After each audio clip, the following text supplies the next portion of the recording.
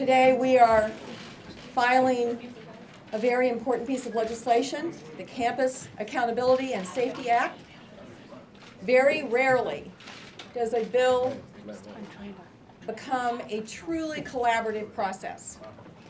And this piece of legislation has been truly collaborative and bipartisan. These survivors are reliving some of the worst moments of their lives so that peers and friends don't have to relive the same experience they've gone through. Collectively, all of these students are the definition of courage. I personally cannot tell you how inspiring these young women are to me. This is their movement. Because of them, I'm optimistic that even in this highly polarized environment, Congress will put partisan politics aside and do something, and do the right thing. Thank you. I first of all want to thank Senator McCaskill for her leadership on this bill, and Senator Gillibrand for her leadership as well.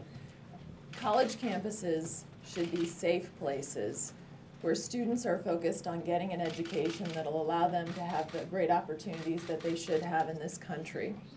No student should ever face the threat of sexual assault or to be a victim of sexual violence. But we've already heard that too many times we've seen what has happened on college campuses, and it's totally unacceptable. Well, I want to thank everyone who's here and has worked so hard on it, especially Senator McCaskill, who has really led this effort from its beginning. And I think everyone here echoes this, I've often said that in the 21st century, higher education is no longer just an option, it is a necessity. In order to get ahead, the better paying jobs of the 21st century all require higher education. And so it is deeply troubling that for too many and a growing number of young Americans, the college experience now also involves sexual assault. It should never involve sexual assault in any realm, but that is especially true in the college situation, where young men and women oftentimes go far away from home and find themselves in a vulnerable position where they're often victimized. Now, no bill is going to solve every problem in the world. Ultimately, as a society, we must do a better job of condemning this in every facet, everywhere it rears its ugly head. But I do think it does a tremendous job of advancing the cause forward by creating a uniform system where every single victim and every single instance is treated the same, where there is no special preference. Hi, thank you so much for giving us and all the other survivors here the opportunity to speak today. And the fact that we have so many reporters, people interested, folks from both sides of the aisle speaks volumes. Rape should not be a partisan issue.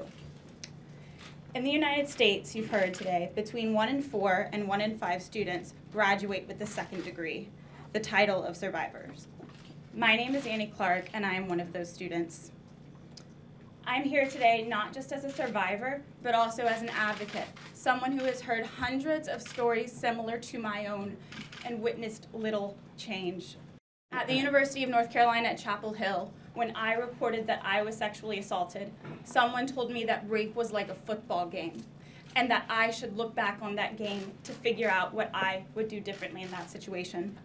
Now, we're not going to legislate away sexual assault, but we can make it better for the survivors coming forward, and this bill is an incredible first step in making that happen. As a former auditor, when you have findings against a government agency, there's two ways to handle it. You can circle the wagons, deny it, and fight it, or you can join forces and say, thank you for the heads up. We need help in this area. There's no question as a result of that survey, every college campus in America that wants to do the right thing knows they need help. This bill will provide it. We will not move off a completely bipartisan effort here. We think these survivors deserve no less.